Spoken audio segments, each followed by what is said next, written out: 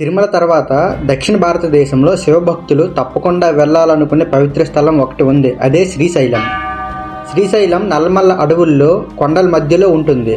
అందుకే అక్కడ అడుగు పెట్టగానే ఒక వింత శాంతి, ఒక పవర్ఫుల్ శక్తిగా ఫీల్ అవుతాము. అక్కడ ఉన్న దేవుడు మల్లికార్జున స్వామి. అతను భారతదేశంలోని 12 త్రిలింగాల్లో ఒకటి. కానీ శ్రీశైలం ప్రత్యేకత అక్కడితో ఆగదు. అక్కడే అమ్మవారు బ్రహ్మరాంబికా దేవి కూడా ఉంటారు.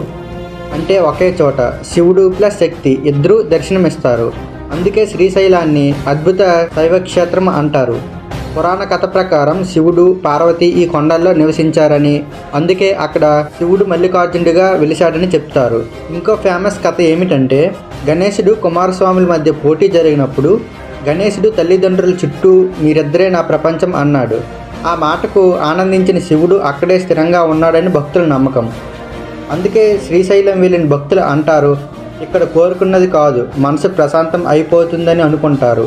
శ్రీశైలం గుడి రహస్యం అంటే భయం కాదు, శివశక్తిని మనసులో ఫీల్ అయ్యే ఒక అనుభూతి.